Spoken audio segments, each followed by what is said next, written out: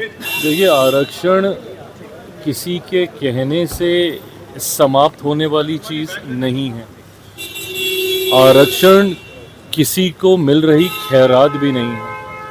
आरक्षण एक संवैधानिक अधिकार है और इसके पीछे की सोच ऐसे समाज से आने वाले लोगों को मुख्यधारा के साथ जोड़ने की रही है जिनके साथ किसी न किसी कारणवश भेदभाव हुआ है।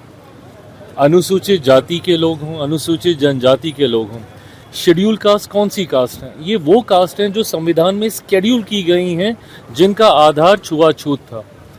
उनको आधार बनाया, उनको शेड्यूल किया गया और उन कास्ट को आपने आरक्षण देने का काम किया। इसी तरीके से शेड्यूल ट्राइब्स हैं, ये वो कास्ट हैं, ये वो ट्राइब्स हैं जिनको शेड्यूल किया गया है, जिनका रहन सहन, बोलचाल, वेशभूषा सब अलग है, अपने तरीके से है। तो ऐसे में चिन्हित करके ऐसे वर्गों को मुख्यधारा के साथ जोड़ने की सोच के साथ बाबा साहेब के द्वारा रचित भारत के संविधान में आरक्षण के प्राविधान किए गए, जिसको आने वाले दिनों में समय समय पर और ज़्यादा सशक्त करने का काम किया गया।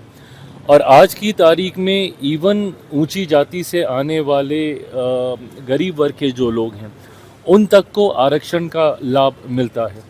तो ऐसे में इतना विस्तृत दायरा कोई सोचे चाहे कि उसको आप यूं ही समाप्त कर सकते हैं, ये संवैधानिक अधिकार है, इस पर किसी तरीके की चर्चा संभव नहीं। रामदास अठावले ने कहा है कि देशद्रोही है जो आरक्षण समाप्त करने की वकालत कर रहे हैं। अब वो अपनी टर्मिनोलॉजी है, क्या है क्या नहीं, वो लोग अपनी चिंता रख रहे हैं। मैंने हमेशा कहा है कि संवाद से बड़ी समस्या का समाधान हो सकता है। संभवतः जो लोग इस तरीके से प्रदर्शन कर रहे हैं, उनके साथ जिस दिन बैठ के संवाद किया जाएगा, यकीनन उनको भी समझ में आएगा। आज भी भाई 21वीं सदी में भी ये भेदभाव हो रहा है ना।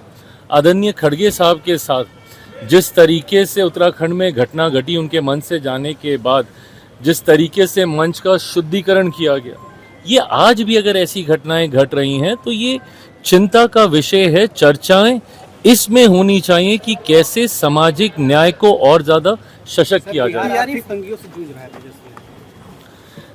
उनको अब याद आया जब सदन चल रहा था, उस वक्त रखते सारी बातें, आंकड़ों के साथ रखते।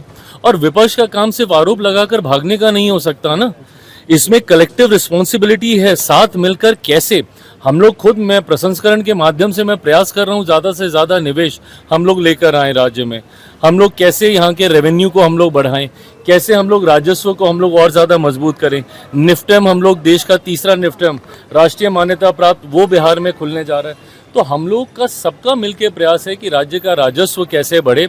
आज की तारीख में जितना है उतने पे तो कतई हम लोग संतुष्ट नहीं रहने वाले हैं। और आने वाले दिनों में आप देखिएगा, हमारी सरकार और डबल इंजन की सोच के द्वारा लिए गए फैसलों में इसमें कई गुना वृद्धि